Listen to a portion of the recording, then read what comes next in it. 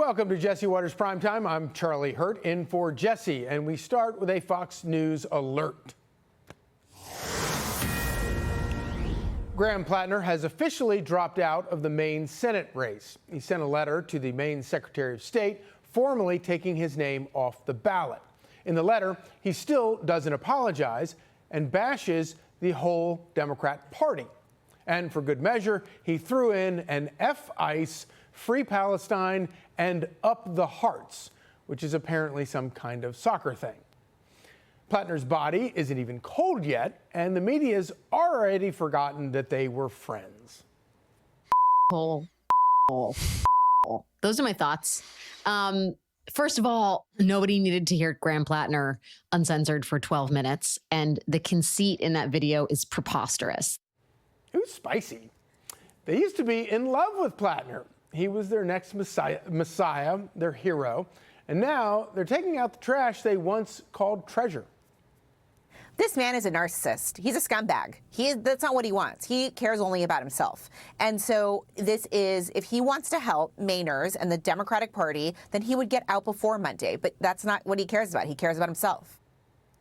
In Platner's dropout video, he never apologized and denied all the rape allegations. Some people on the left still want him in the fight, though. Yeah, I don't find these allegations credible. Sorry. Forcible rape is something that you would want to either fight or flee from. And just the way she tells the story, how do you stay in your house after the man who forcibly raped you falls asleep? Wouldn't you want to flee your home? And I know, Anna, you don't know how you would react if it happened to you. I would get the F out of there. The New York Times says women are grieving Platner's loss. They're clutching their pearls and blaming top Democrats for taking him out, not concerned about the rape allegations. But there's plenty of blame to pass around the tent, because Platner's campaign was astroturfed from the jump. The Times said Democrat operatives wanted a Bernie donor lobsterman, but they had no luck with that, so they moved on to oyster farmers and landed on Platner. Now they're back to clamming. Democrats are so desperate, people online are calling for Ms. Rachel to run because she was born in Maine. I don't think that'll work out. She lives in New York now, and toddlers can't vote, not even in a Democrat primary. And even if she did run, she would have competition. 7 candidates are already lined up for Platner's job, and they're all losers. Not for lack of trying, but each one of them has run a campaign and lost. One of the losers, Jordan Wood, was the chief of staff for Potatoes Porter out in California. And just like Graham Platner, he's got an embarrassing tattoo, an Obama campaign logo on his shoulder. They also both love pointing fingers. Do you agree with Platner that the establishment is to blame for this situation? I think there's a lot of blame to go around.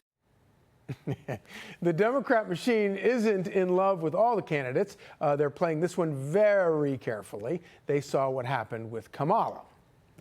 It's like a Kamala Harris situation. Whoever walks in here is kind of behind the 8 ball right away. Yeah, I don't know who they can get that this late in the game, just like Harris running against Trump, I mean, it was too late in the game for her to get in, Democrats need backup, and as they say, their tent is wide open. So the commies are reporting for duty, and they're taking everything down. Despite all of this mythology of capitalism being invincible, permanent, and something we just have to get used to, history has shown that capitalism cannot exist without resistance, protest, and rebellion. And as socialists, we believe that it will take a revolutionary struggle to achieve socialism. So socialist reconstruction in the U.S. is not only possible, but it's a historic responsibility to ourselves and the people of the world. We cannot be satisfied with a reform status quo. It will require a massive movement for socialism and the adoption of socialist ideas across the country. These people need to get offline. Nobody likes the word communist, so the media is giving them a rebrand. Is so-called democratic socialism, which is really just a buzzword for democracy and affordability, in my opinion. Yeah. They have bastardized the word, and now they're pulling people commies. It is the sign of a sinking ship. The Republicans are going down the toilet, and they know it. So they're pulling out these stupid cards like they're calling Democrats communists. Give me a break. Well, here's the thing about communism. It's fun to run on and impossible to deliver. Just look at New York. Mamdani made a map of immigrant communities in New York, but he left out one group to dry, Italians. And now the sauce is boiling over. How do you make a map celebrating New York's immigrant neighborhoods and leave out Little Italy? You can leave Little Italy off the map all you want, but you can't erase what our grandparents built. Watching some Ugandan trust fund schmuck try to erase my family's history on the basis of our skin color, despite the fact we have contributed more to this society than that little worm could ever even dream of accomplishing, has to be one of the most infuriating things I've ever seen. But the Italians might have a savior. He doesn't wear a cape, but he does like pizza. What would you run for? I want to go right for Mamdani, but I don't think I could win. I honestly would. That would be your number one job. Get him the out. Oh, come on, give it a shot. Democrats aren't just mad at Platner, they're in a civil war. Their own voters are turning on the party.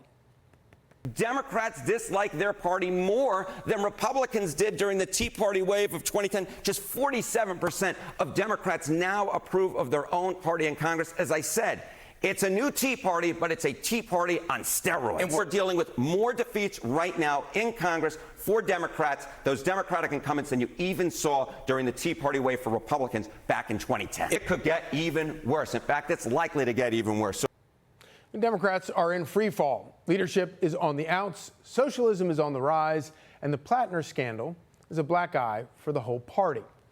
But Gavin Newsom thinks the real problem is, you guessed it, Donald Trump.